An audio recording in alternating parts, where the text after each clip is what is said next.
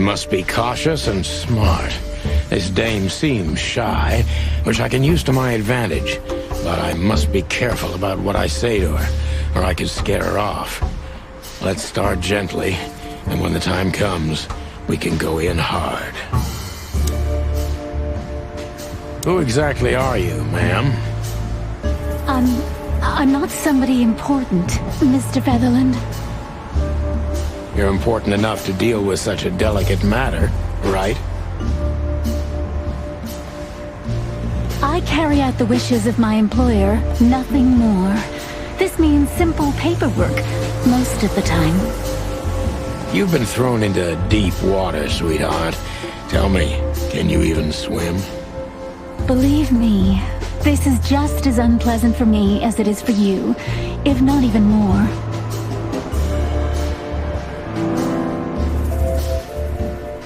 Tell me, which part of the city do you live in? Calavera Hills? Flowerville, maybe?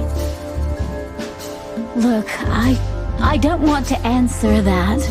I'm here on behalf of my employer, and not on personal business. Fair point, Deborah. Let's try a different approach.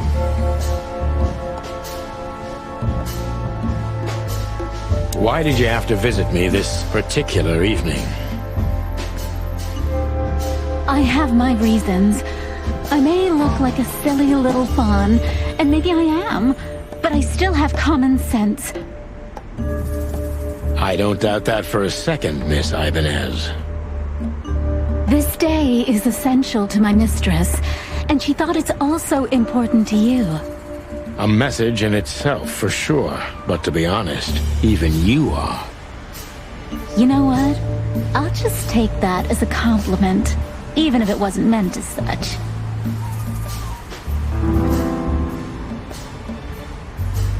Why did you come to visit me? Why not your employer herself?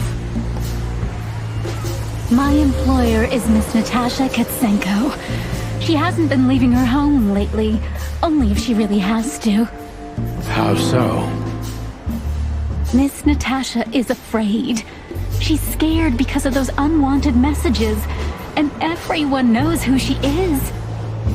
So she's that kind of woman. I don't know what you mean. Of course you do, Deborah. Thank you, by the way. We're finally getting somewhere. We avoided the point long enough. Deborah's hiding something, no question. Let's focus on that.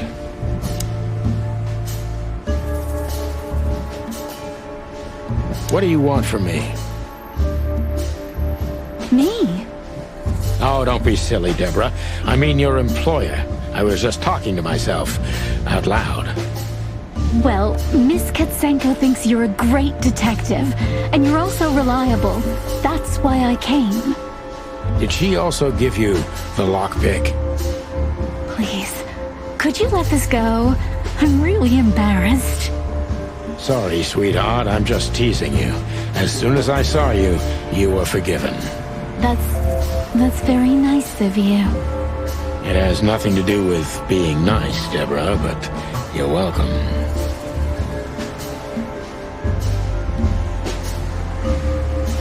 Don't you think this whole thing is a little suspicious? Look, Santino, I'll explain everything. I have no doubt about that. You look just the type, sweetheart. No offense. I'll take that as a compliment. Or maybe I'll act like I haven't heard it. You see, we're starting to understand each other.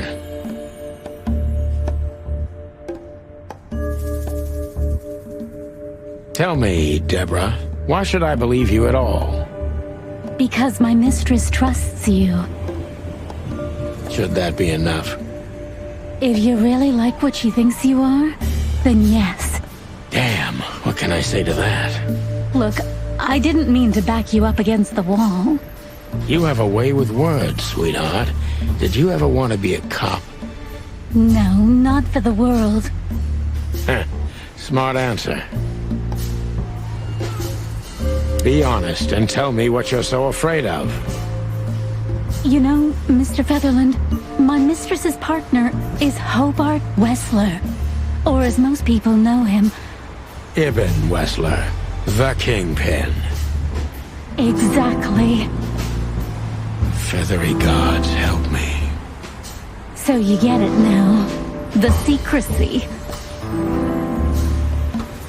To put it mildly, I think I understand it all. Wessler. This little piece of the puzzle changes everything.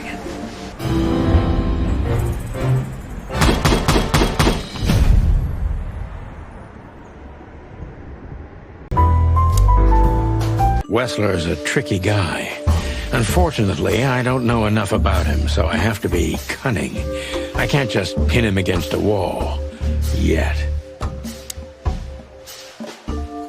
How did you feel when you heard about the blackmail? Honestly, I found it ridiculous.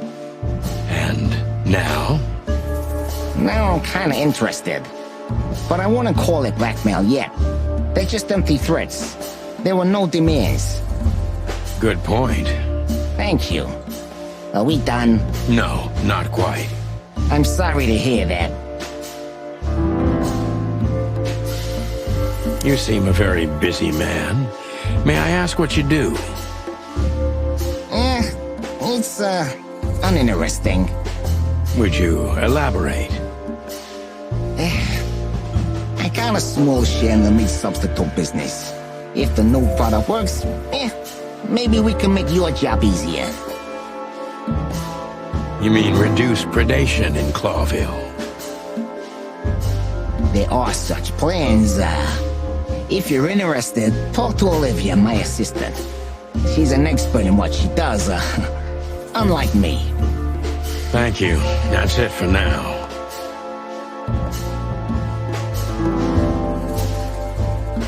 How are your alibis, Mr. Wessler? Am I a suspect? That was fast. But thank you for asking. They're solid. Just ask Olivia. She can enlighten you in this matter too, if you're curious. No need. And no, you're not a suspect. Yet. No more than everyone else in Clawville. That's, reassuring. Wessler is tougher than I thought. And he's secretive. It's time to gently beat around the bush.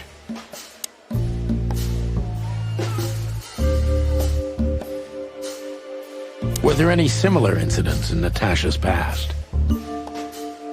I mean, threats, blackmail, enemies, or insane fans.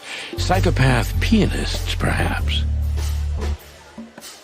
I don't know about enemies, but she's a celebrity. A star shining bright in Clawville's night sky. Do you understand? She gets endless fan mail. It could be anybody. I wouldn't overreact. Natasha doesn't feel that way.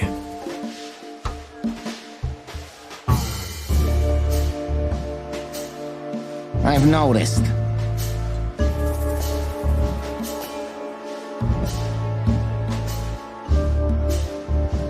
Do you think one of her fans is the culprit? Someone who can't take rejection, maybe. Why not? It's quite common. It's a typical motive, indeed. Any ideas who it could be? Yeah. Attorney General Hamtaro is obsessed with Natasha. But he's, more like the kiss on the hand, flowers bowing type. Throwing bricks through the window is not his style. I can't think of anybody else. Or rather, I can think of everybody else. About half the city, actually. I get it. The mob boss and the pussycat, eh? How did you even meet? Huh? Are you trying to piss me off, Corpora, so I accidentally let some big secret slip out, huh? A simple answer would work. You know, Natasha, she's both connoisseur and muse, So, how was it? When was it exactly? You don't remember? That's strange. Ah, yeah. The Millions, of course. It was like another lifetime. It happened right here. Only this place was called the Millions back then. She was a dancer. Behind the scenes, I arranged opportunities for her on the big stage. Yeah, maybe she still doesn't know it was me. Then one day, I invited her for a drink with a promise that if she was willing to meet me, I'd buy the place for her. I guess she was willing. The next day, she had the club in her name. Well, that is romantic. Yeah, there are many kinds of romance, Birdman. There's cheap and there's expensive. You get what you can afford. Do you live in the same house as Natasha? Oh, you're really something. Natasha's a free woman, but mostly, yeah, at my place in Gold Town. But she has her own kind of a weekend house. How often does she use the weekend house?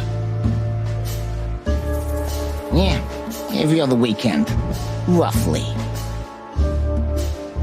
I see. That's very important information.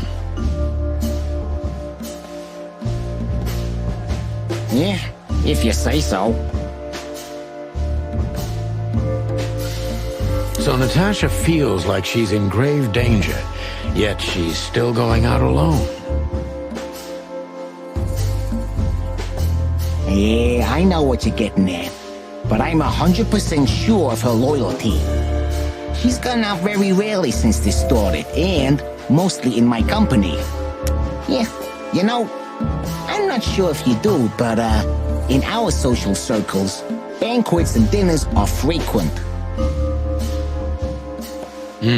Illegal gambling nights. You got me there. Yeah, you're right. Natasha is crazy about the roulette wheel. Always putting it all on the red, right? Yeah, you're a real rotten bastard, Sonny. Although, yeah, always on the red. Yeah, right. So, can we meet your lady? I don't see why not. But first, please, listen to her sing. She's on soon.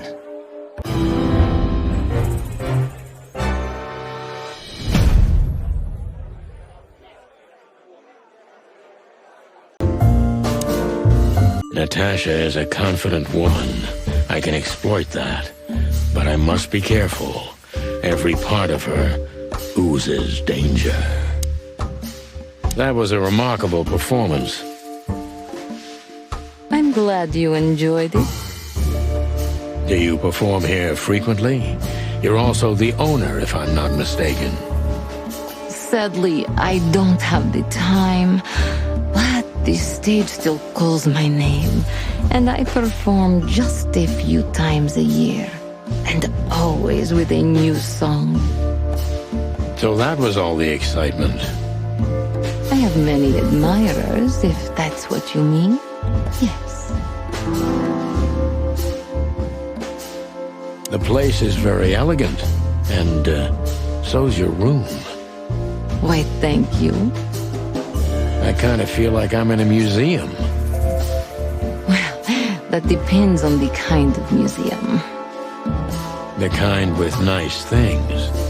Oh. Suspiciously nice things, just like you. Do you think I'm suspicious? We'll see about that. Try me.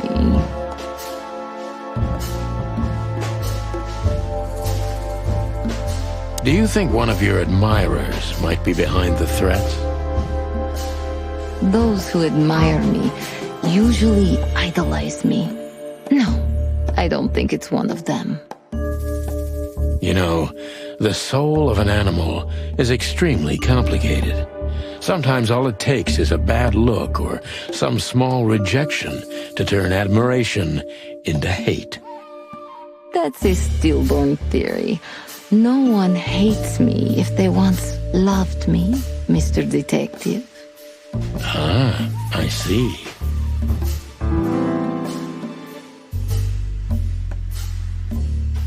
Do you have any material evidence concerning the threats? You may think I'm irresponsible, but I didn't keep any of it. I simply couldn't bear to look at them. Didn't you think maybe the police would need it? I didn't think I needed the police. Moreover, do you think the girlfriend of Ibn Wessler could ever turn to the cops? I see. So, what about me? How do I come into the picture? It sounds ridiculous, but you're my last hope. That does sound ridiculous, but I accept my ego and old habits. You can't do anything else, can you? Something like that. A leopard can't change its spots. Deep behind the diamond skin lies the truth. It doesn't matter how hard Natasha's trying to hide it. She's scared. Now I must concentrate to finally find out what I want to know. What was in those threats, exactly? The message itself is not a threat. It's just a word. But a word again and again is threatening. Exactly. So, you really don't have any idea which word could be used for a woman like me? I guess I do. Yes, I think I know what it could be.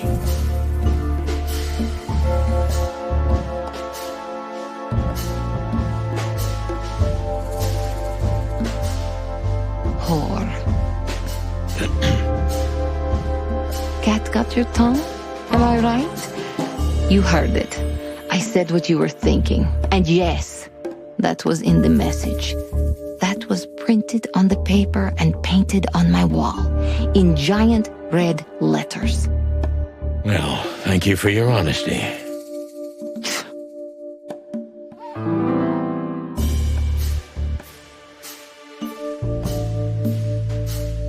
What about Fillmore?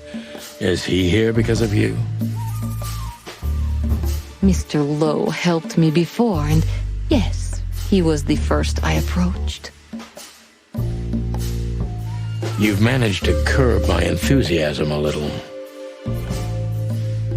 Doesn't keeping 2 irons in the fire give me a better chance? But you don't have to worry. He didn't find anything. And he's not interested anymore, no matter how much I offer to pay him. Why? You'll have to ask him. I think I'll do that.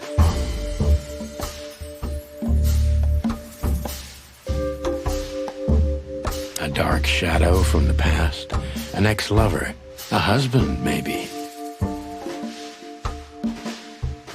I'm surprised you asked that just now. Well, I have my habits. Some call my methods peculiar. What a curious way to put it. I'm a curious kind of fellow. So? I've never been married, and I don't really have any serious relationship before Hobart. A more dangerous, not serious relationship, maybe? I've never been with anyone long enough for them to hate me. Love is just another face of hate. So is hate a face of love, then? I guess. Were you on the run? No, Mr. Featherland. I came to Clawville with a clean slate, and I'd like to believe it will stay that way. You mean as the girlfriend of Ibn Wessler, the biggest mob boss in Clawville? Yeah, good luck with that. Natasha is a mysterious woman, but I must gouge out at least one of her secrets. Enough games. It's time to know why I'm here. Let's stop beating about the bush. How do you know Molly? I'm prepared for that question, but it's still not easy. You knew very well that if you threw in the name of my wife, I'd come to you no matter how vague and suspicious the case was. I just want to know if you're simply a manipulator or you're really that desperate. I really know her. I'm not lying. Oh, really? How? Were you a nurse, too? Forgive me, but I don't think so. Don't be rude and so cynical, Sonny. I'm sorry, but that's me when feline claws are at my throat. Molly is an old and good friend of mine. She has nothing to do with this, but I knew that if I didn't mention it to you, you wouldn't have come. Yeah, Natasha, you're right there. I knew you were a decent fowl, that you would help me. That's what you're famous for. Don't go there. Flattery doesn't work. Look, forgive me. I shouldn't have brought your wife into this. You're right, you shouldn't have. But to be honest, I don't think she's my wife anymore. On paper she is, but I haven't seen her in years. I'm sorry, I didn't know. Really?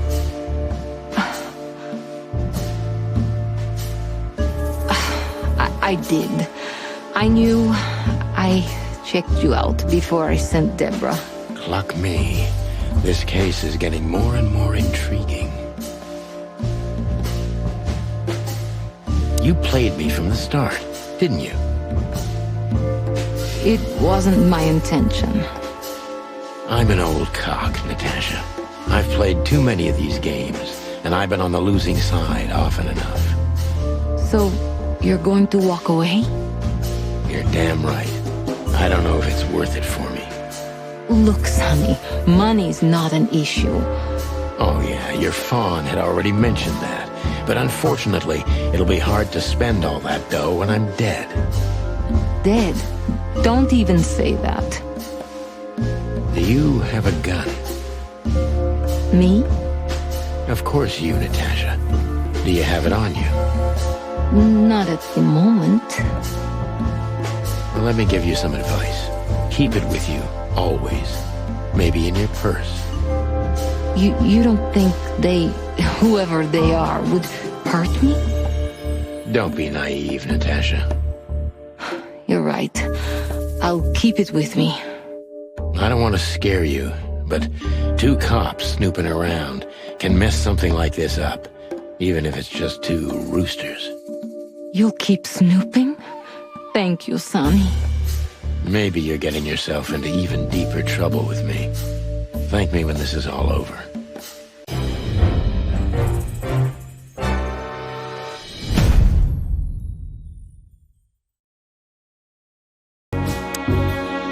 Deceit is everything to Zaiwass. She used to be a spy, so I'm gonna take her every word with a grain of salt.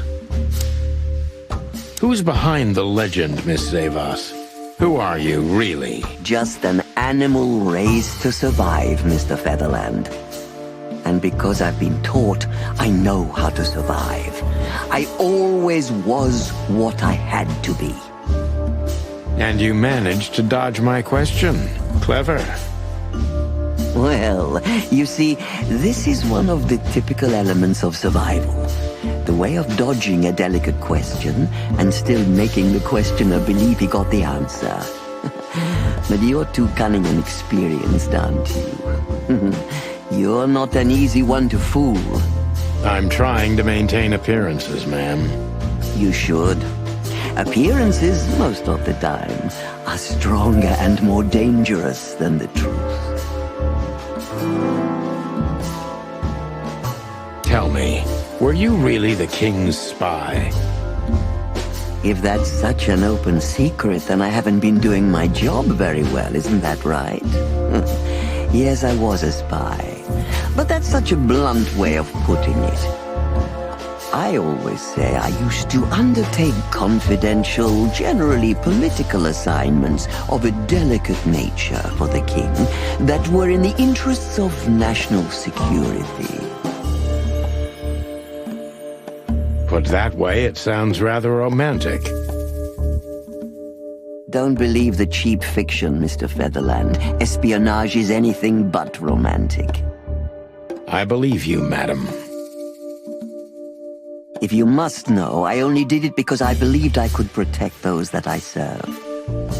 Weapons have only one use in this world: to keep the peace. Yes, I always thought about myself and my craft that way. Thank you for your honesty, ma'am.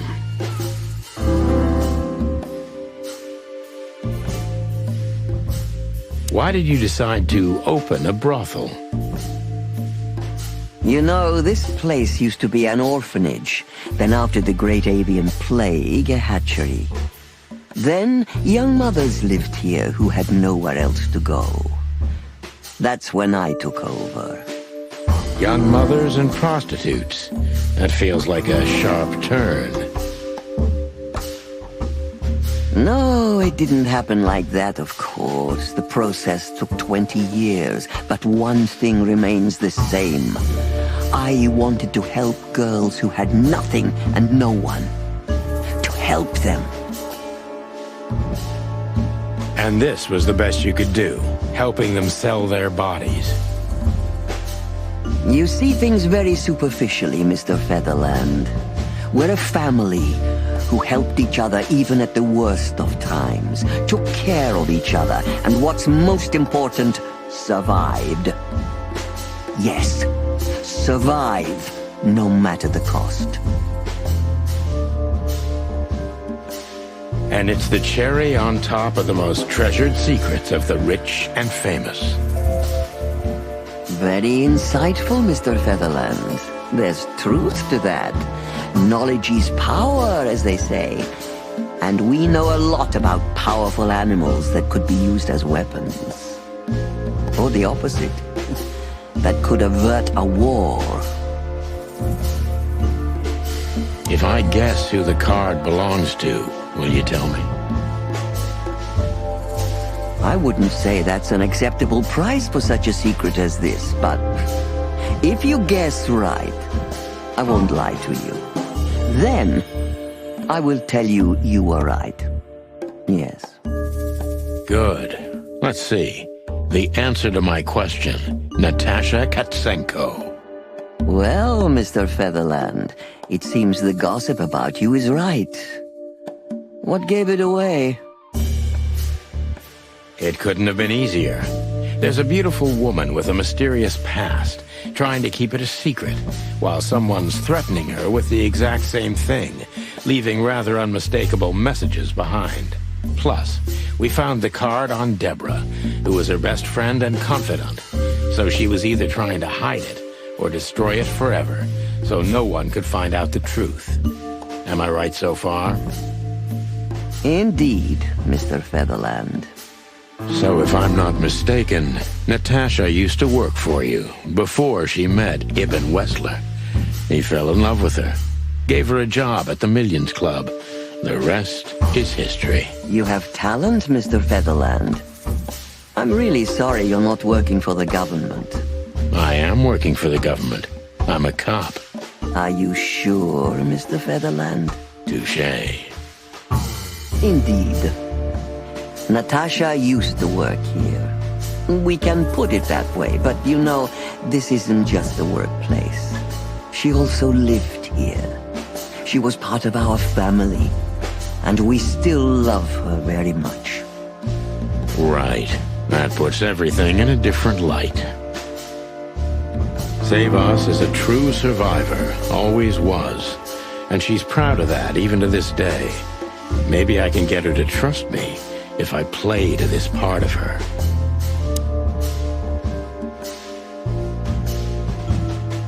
Why did you take her in? Maybe you saw yourself in Natasha. She was only 17 when she knocked on the rear entrance of the brothel on an unusually cold, rainy night. I opened the door myself. Was Natasha alone? Yes, completely alone. Her left arm was slashed with an ugly wound, and she was frozen to the bone, barefoot, only a thin nightgown on her. Did she tell you what happened to her? After I brought her into the house, warmed her up, and changed her into new clothes, that was the first thing I asked. But no, she didn't tell me. We became very good friends, but I still don't know what happened to her and where she came from. Or how she knew about this place and the rear entrance. And you weren't bothered by all those secrets? That would have been very hypocritical of me, don't you think? No, it didn't bother me. I make a living out of secrets, Mr. Featherland. I see. Do you know where Natasha came from before Clawville? Naturally. The poor dear couldn't even deny it. Even her name's eloquent, her accent, but mostly her manners, Mr. Featherland. She's from Zaiwass, and she belonged to the upper class of Stavonian social circles. She could barely even speak the language when I first met her. That's all you know about her. An ex-spy like you must have checked up on her new protege's past. That's the most exciting thing. Yes, I have. Multiple times putting my most treasured connections to good use. But nobody found anything. Natasha's trail could only be traced back to the Stavonian border. What happened in that country, no one knows. It's rather curious, don't you think? It is, Mr. Featherland, yes, curious. That's why I've always been rather fond of Natasha. Did it touch you deeply when she left you? Indeed, it did. Zaiwass is protective. It seems she's dedicating her whole life to her proteges. If I concentrate on that, maybe she'll open up to me.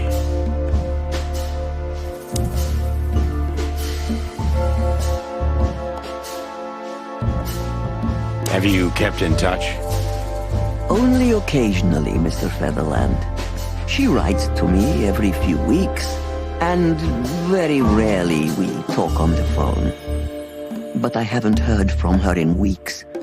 The truth is, I've started to worry about her.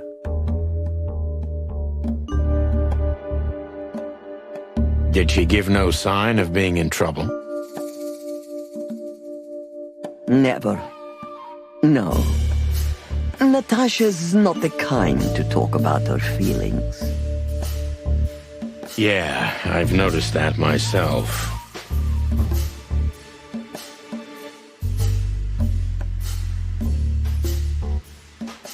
When was the last time you saw her, Madame Zaiwass? Maybe around 2 months ago. There was a ball, attended by Ibn Wessler, his beautiful mate Natasha, and myself. Yes.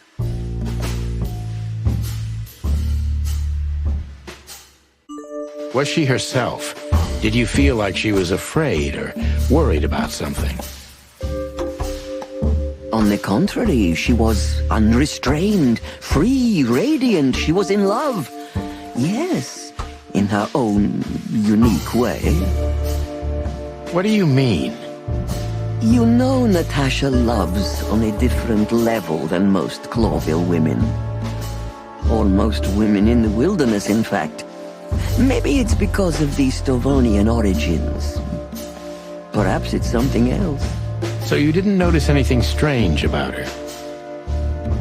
Well, if anything could be called strange, it was that I saw a woman positively floating above the ground, who previously used to stand on it with 2 feet. I see. Thank you, madam. How did you feel when you learned Natasha was going to leave? Honestly, I was very hurt. I loved her as a daughter. How would you have felt? I couldn't say. And I still couldn't stop her, and you know why? Of course I do, because you loved her. You've been in my shoes before, am I right, Detective? Yes, I can feel you have. This isn't about me, madam. Please stop changing the subject. I have felt betrayed on a certain level. Yes, and offended, and alone. Even amongst all my friends. Were you disappointed in her? Only in myself, Mr. Featherland. But I have a hunch you know this feeling very well. Yes, you're right. Well, thank you for your time, madam. Anytime, Detective. Yes, anytime.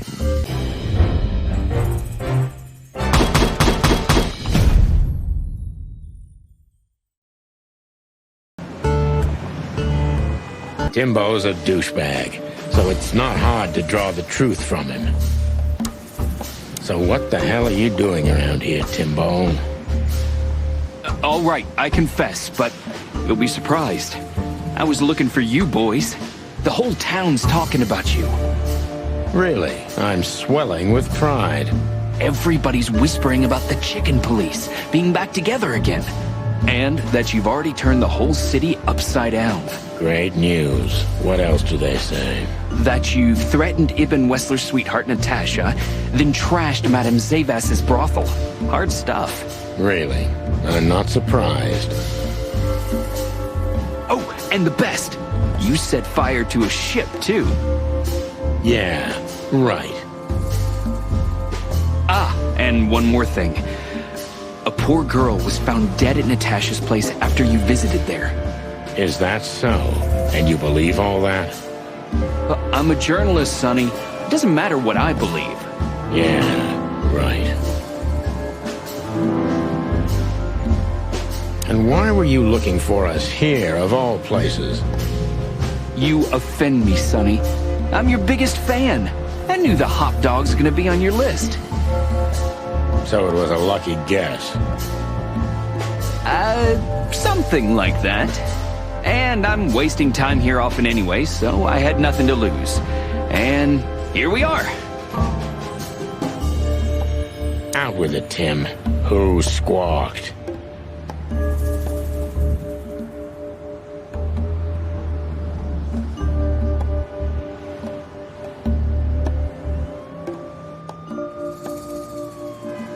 Well, any decent journalist has connections everywhere, Sonny. So have I.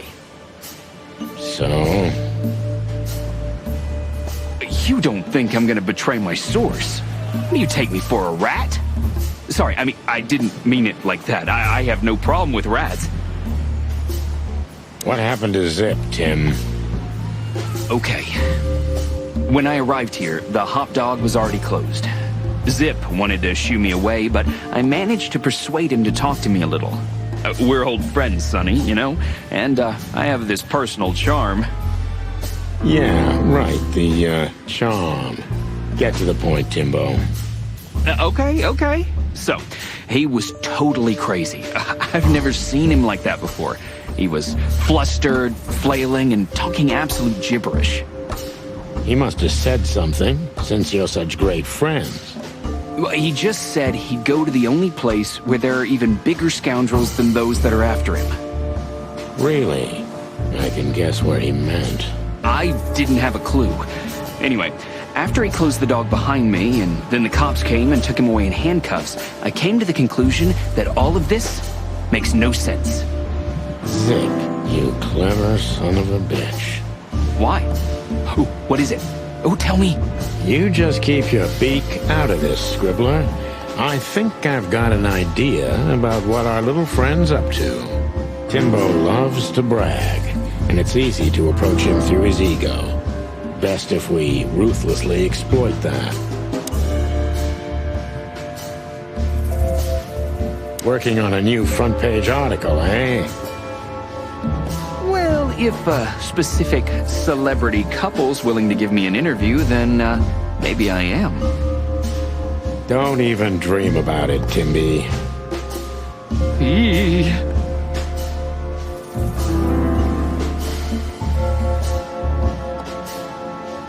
As you're so well-informed, Timster, tell me about Madame Zaiwass.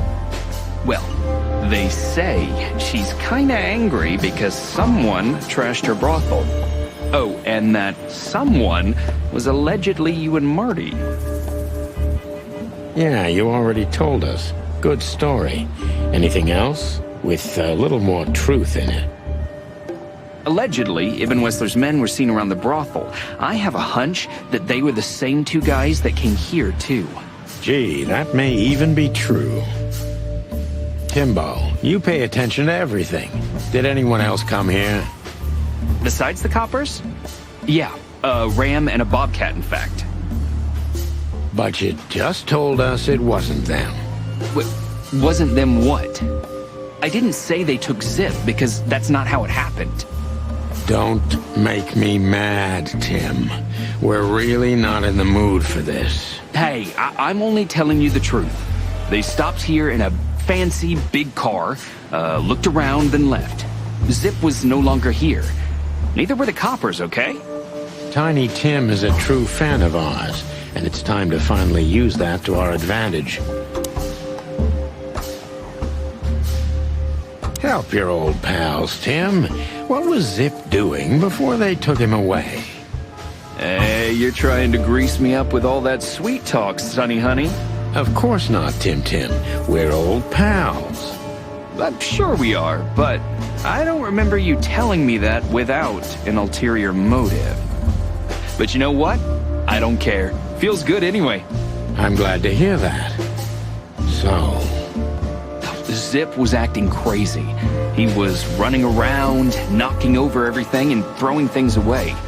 Then he suddenly disappeared into the kitchen. I guess that's when he made the call. Because soon after that, the coppers arrived. And in between? Well, I didn't see him in between. Why didn't you go inside? He's your friend, isn't he? Well, I tried, Sonny. The door was closed. I knocked, even yelled. You know how a yelling seagull sounds like. But nothing. I think I have a hunch what that was all about. Good for you, Sonny. Zipp was hiding something in the dog, right? What do you mean exactly? Well, you tell me. You're good old friends, aren't you? Well, that's right, Sonny, but Zipp's not the kind to easily share his secrets. But now that you put it that way... That's more like it, Tim. Tell me, what do you know? I don't know what it could be exactly. I mean, maybe it's not even relevant, but I'm sure Zipp was trying to get rid of something when I arrived here. What and where? I don't know, okay? I already told you too much. If Zipp hears about me telling you all this, he's never gonna talk to me again. Tim, unless we find Zipp, he's not gonna talk to anyone ever again. Not in this life, at least.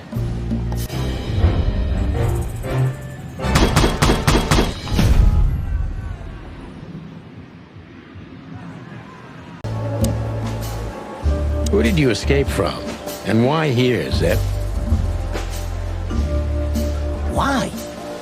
Because I like living, that's why. How did you know they were coming for you?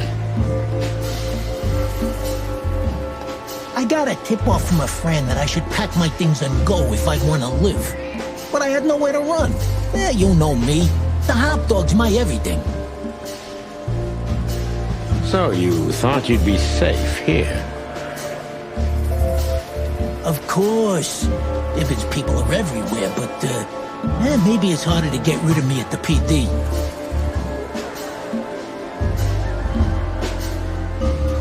Well, I wouldn't be so sure about that. How did you manage to piss off Ibn Wessler? I don't know, all right? I don't have time for this. Sing like a bird, or I can't guarantee your safety.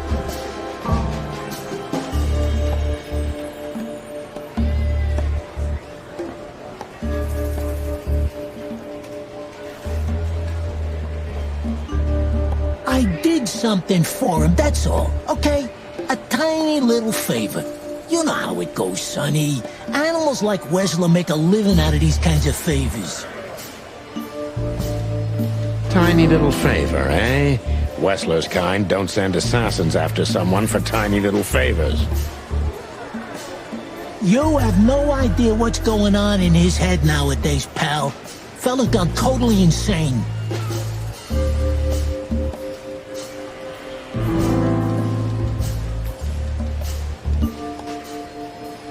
What did you have to do for Ibn? I never hurt anyone, all right? Let's make that clear right now. I never said you did. I just had to get rid of a package for the boss. That was the job. Quick, clean, simple, right? Yeah? What kind of package? A very heavy one. Dead bodies are kinda heavy, Zipp. How did you know it was a dead body? I didn't. I was bluffing, but thanks for the answer. You lousy chicken.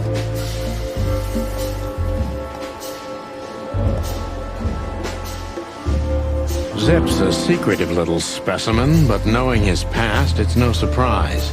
I must take advantage of this and trap him with it.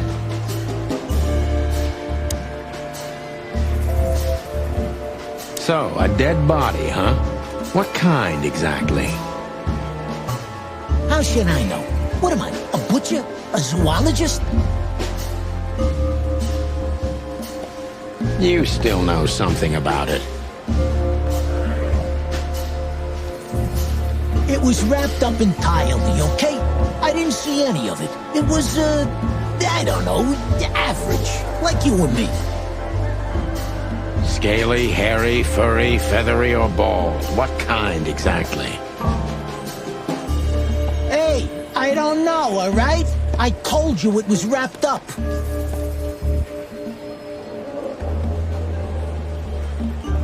If they let you out, what do you think will happen? I don't know, okay? Maybe it was a stupid idea coming here, but this was my best stupid idea. Maybe I'll win a few days with it. Or a few hours, more likely. If you help us, maybe we can cover this whole mess up.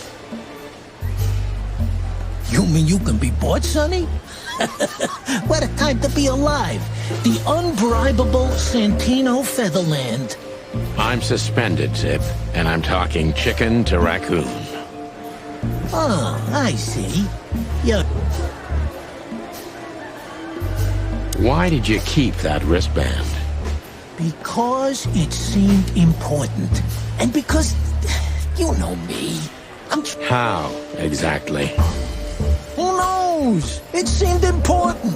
It just fell out of the body bag, and I thought, look, this shit seems important, so why not? That's why they want to kill you.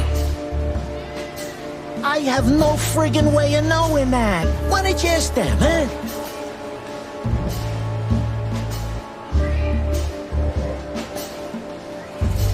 What happened to the body, Zipp?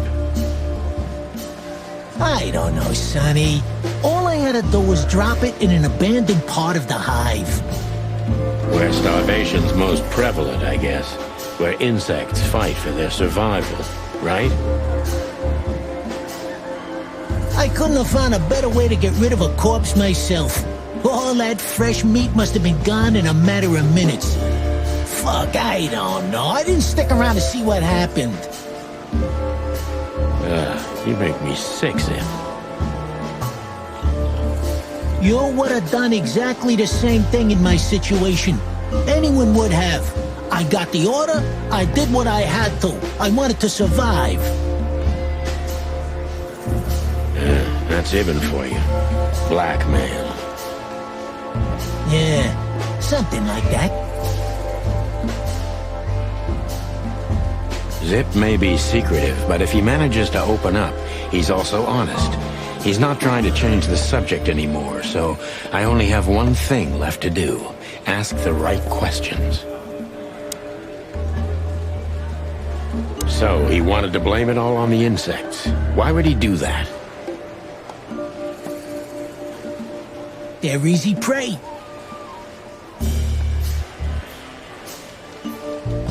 Yeah, I get it. Insanely simple, Sonny. Ibn Wessler's not the only one who takes advantage of the tensions, you know. It's the easiest method of sweeping things under the rug. I've heard that Wessler's trying to break into the substitute meat industry. Surprised?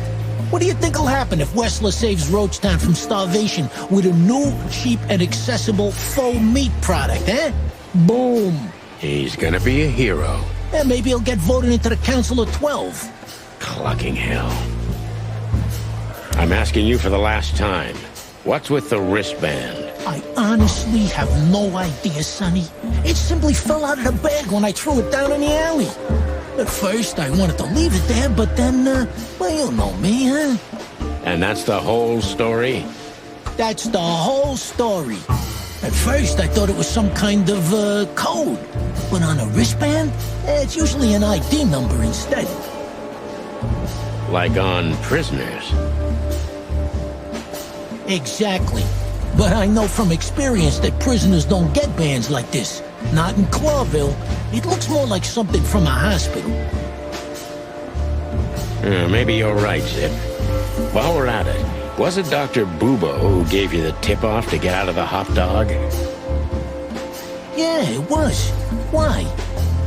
Thanks, Zipp. You've helped us put some vital pieces into place.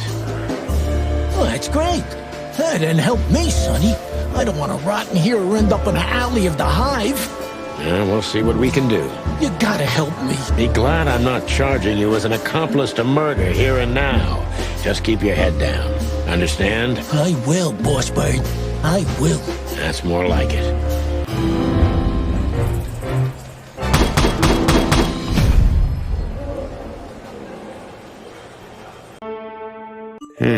Dr. Quetzal's a real mystery.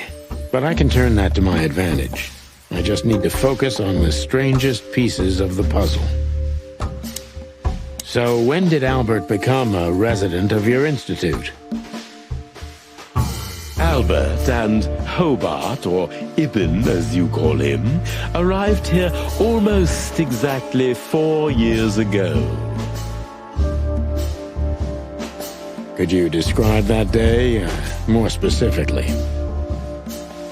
It was not long after New Year's Eve, maybe the first week of the year, if I'm not mistaken. It was sleeting that day. Wind was banging incessantly on the windows. The power was going out for short periods of time. What was your first impression of them? I already knew the Wessler name. I knew who they were. Or at least I knew one of them, Hobart Wessler. He was famous. Gangster, moneylender, celebrity, lover. And Albert?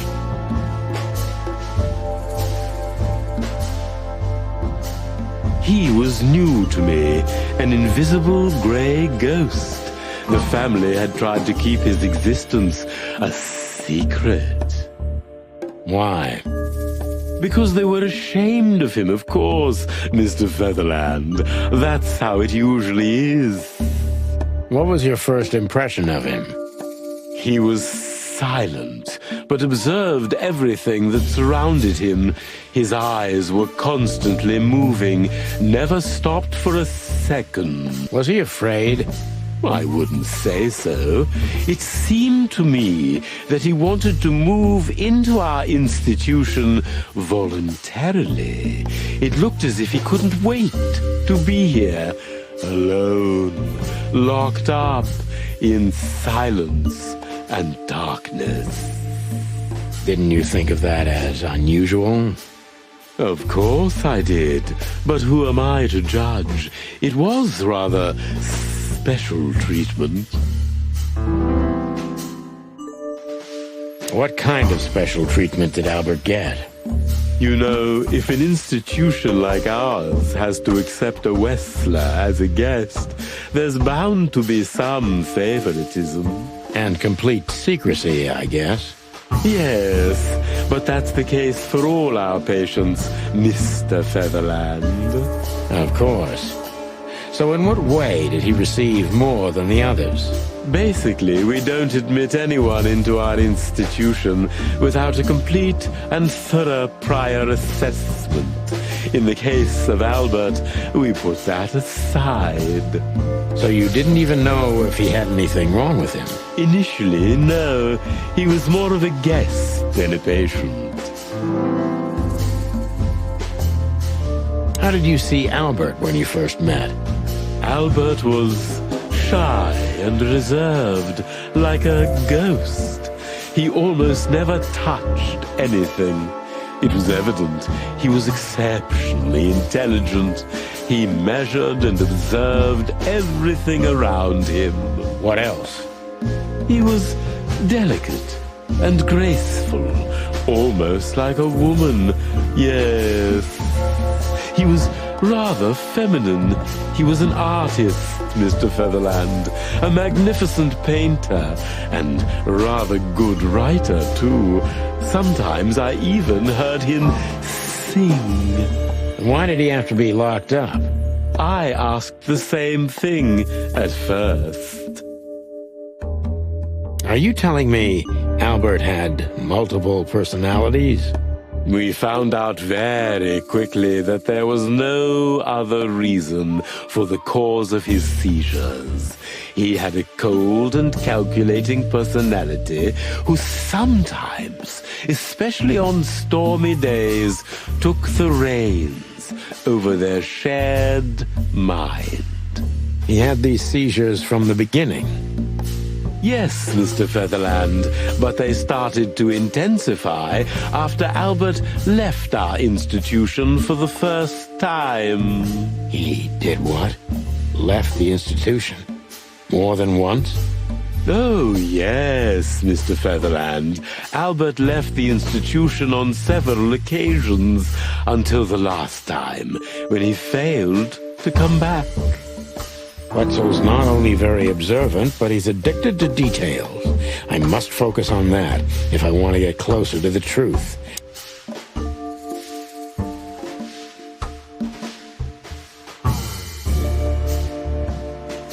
When and why did Albert leave the institution for the first time? It was about 2 years ago. Mr. Hobart Wessler appeared and demanded we let his brother go free. Naturally, we obliged. We had no idea if we'd ever see him again. But you did. He returned the same day. Albert was ecstatic. He was unrestrained. I could almost say happy. That was unusual for him? I had never seen him like that before, Mr. Featherland. He just smiled and stared at the empty wall for hours. Did he ever tell you what happened to him outside? Of course he did. Albert and I had a good relationship. He was working on a painting for his brother. Was it a painting of a lovely lady cat? Oh, exactly. So you already knew about that? Yes, Dr. Quetzal, I've seen it.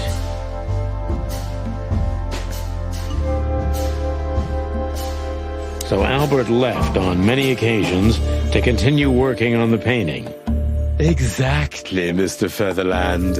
Every time he came back, he was like a different person. But unfortunately, his seizures also multiplied and became more dangerous. More dangerous? Albert was hurting himself.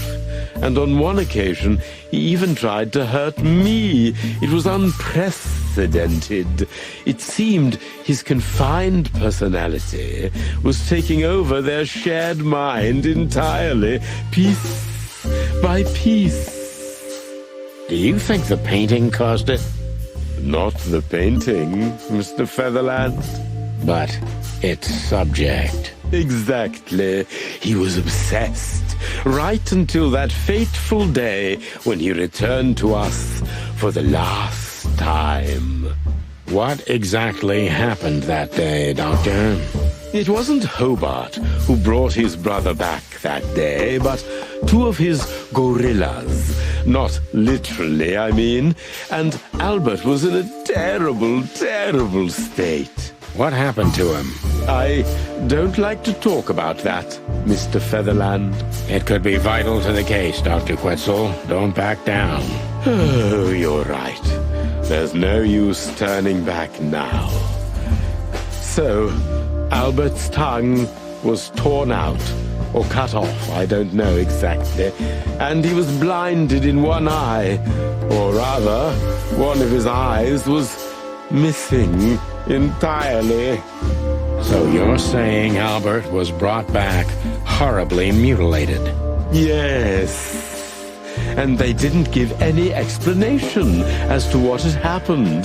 They simply told me it was some kind of accident. Dr. Quetzal is cold and professional, but he's also very confused.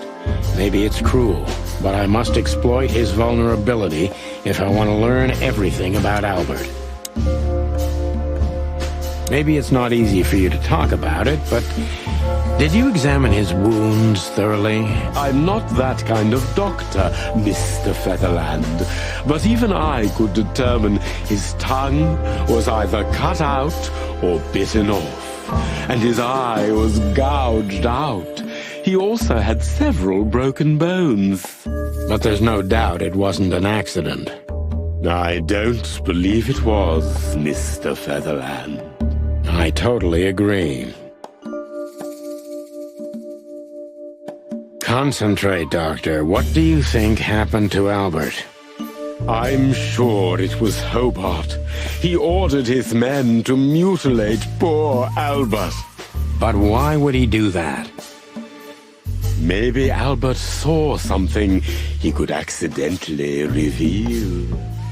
To whom? The four walls? A couple of crazies? You? To anyone, Mr. Featherland.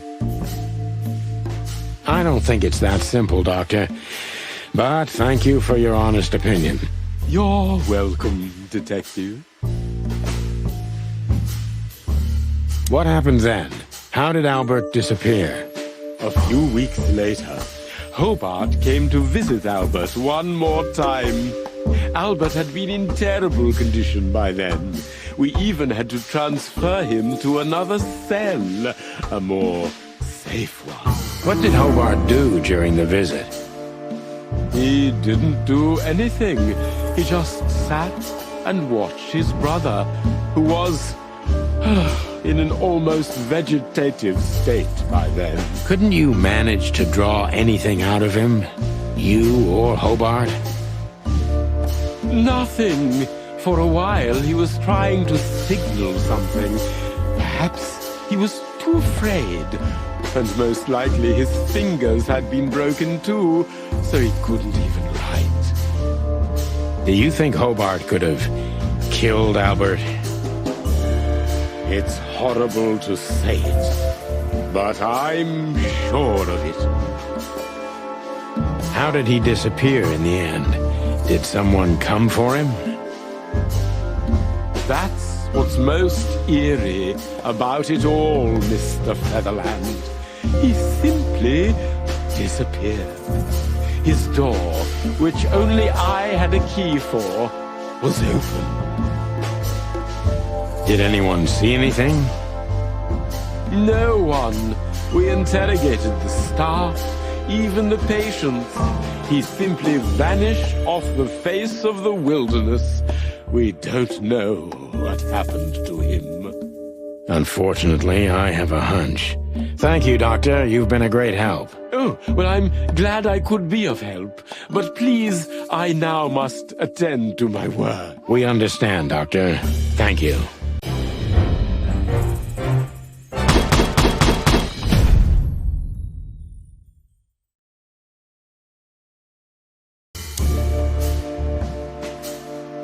What were you thinking, Albert? How long did you think you could keep it up? Until the end of my life, if needs. Yeah, I cared about nothing except for her to love me. Not for who Ibn was, but for who I am. Why did you think that would happen? Everybody noticed the change.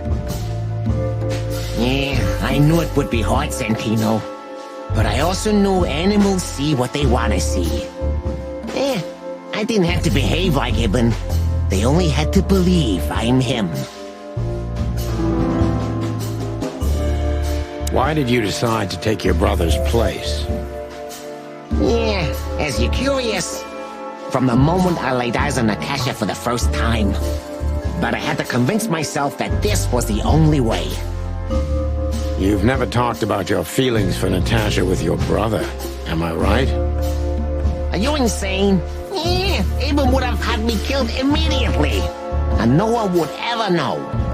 So instead, you've done the same thing, haven't you? What a comfortable excuse. Comfortable? Do you think all of this was just some kind of cruel game for me? I had to destroy the person I loved and respected the most. Cry me a river. Yeah, you know, there's only a thin, fragile membrane between love and hate. If anything touches it, it tears immediately. You felt like this before, haven't you? Yeah, I can see it in your eyes. You can analyze me until the sun goes down, Wessler, but you won't get far with that.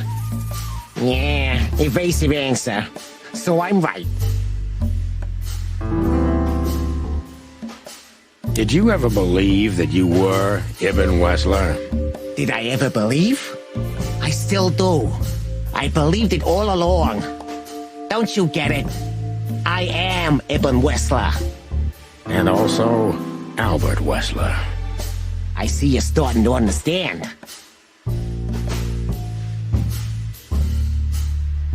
So you feel you're two people at the same time, even now? Does it sound crazy? Maybe it is.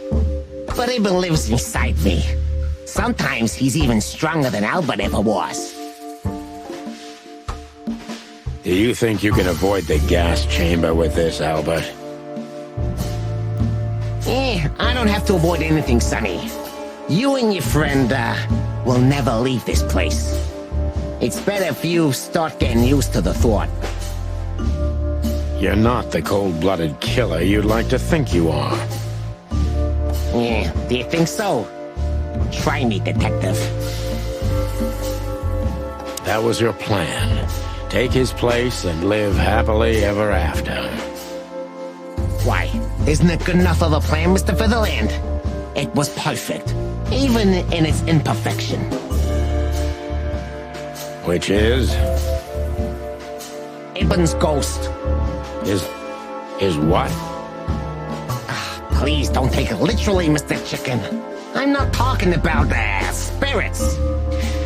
When Ibn died, I didn't just take his place, but also his role. He himself, his essence, if you will. Yeah, though I guess that's too much for you to understand. So you mean Ibn's here with us even now? He was here all along. Don't you get it?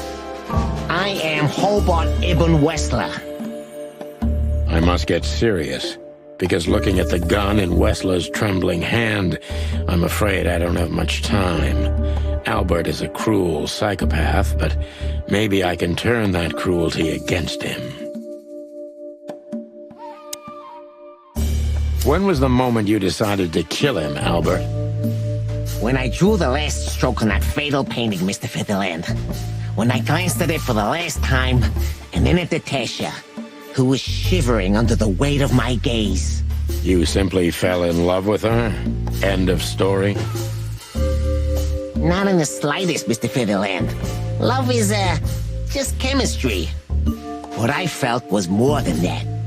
Everybody thinks that, Albert. But we all feel the same. No, Mr. Featherland. Not at all. At that moment, I knew what I was gonna do. I knew that the world was coming to an end if I didn't do it. It implodes on itself and ceases to exist. I couldn't let that happen. I couldn't. let him have her, right? You simply wanted her for yourself. I wanted her for ourselves, Sonny. I was him by then. He just didn't know it yet. Do you think you can explain everything with your insanity? Don't be a fool, Sonny. Insanity is just a temporary state. Just a stop on the way to enlightenment. So you admit you're insane. That's surprising for your kind. Of course I'm not insane. Ah, well, here we are. Albert was insane. He lost all connections to reality. But I saved him. You mean, you're Ibn? Both of us, Mr. Featherland. Okay. I almost understand everything now. Don't mock me, Mr. Featherland. You're still at the wrong end of the gun, you remember? It would be hard to forget.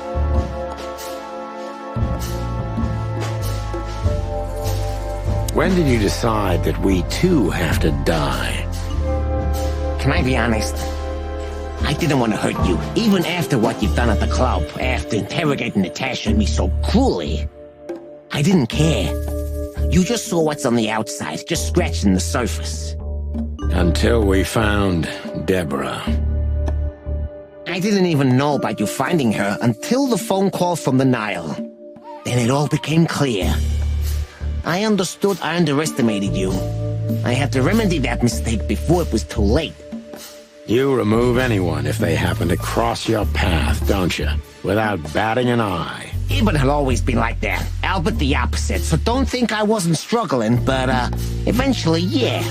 Courage won, every time. You mean fear? Yeah. What do you know about these concepts, detective? You spent your life chasing petty nobodies until you turned into one of them. I may be a nobody, Mr. Wessler, but at least I know who and what I am. I'm Santino Featherland. Tell me, can you still tell who you really are? Albert, Ibn, both of them? Neither. Enough, Santino. Enough games. Ask your last question before I get tired of you and pull the trigger. I'm very close to breaking him. But if I'm too hard on him, I could quickly be signing my death warrant. It's time to dig a little bit deeper and uncover Wessler's wounds. Natasha was kind to you, right? Too kind.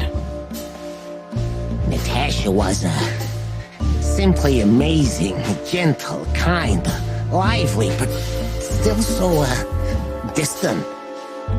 You're telling me. It's like she was from another world. A world where everything's full of charm and grace and everything's fragile and delicate. Do you understand? I think I do, yes. I knew Albert's touch would harm her. Albert is rough. Albert can't keep such a delicate thing in his arms.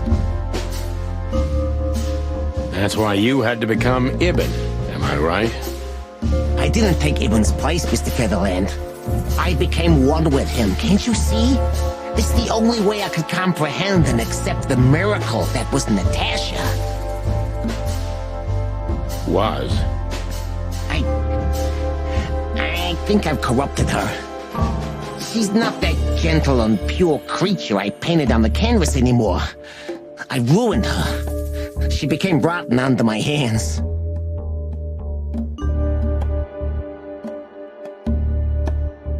Maybe it's not too late, Albert. Tell her the truth and end this. No. You can't understand this. She can't either. I killed Ibn, but he also killed me, can't you see? We're nothing without each other. You can't be two people at the same time, Albert. Nobody can bear the weight of the sins of two souls. Ibn loved her. I admired her. Ibn was crazy about her. I've been crazy for a long time. Ibn idolized her, and I hated her.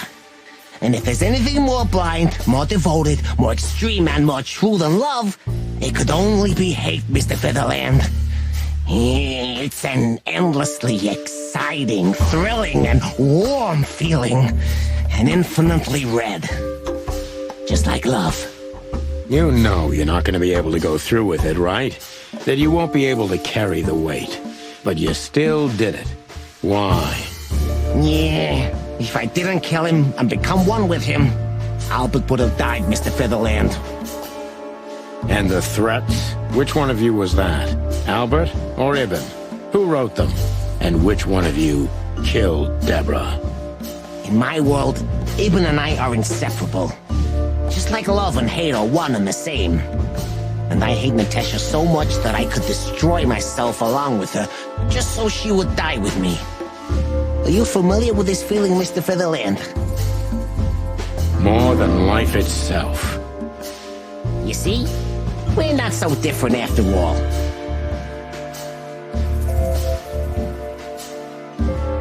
You and I have nothing in common, Wessler. You know why? Why, Mr. Featherland? Because if I were in your shoes, I would have pulled the trigger a long time ago. Goodbye, Sonny.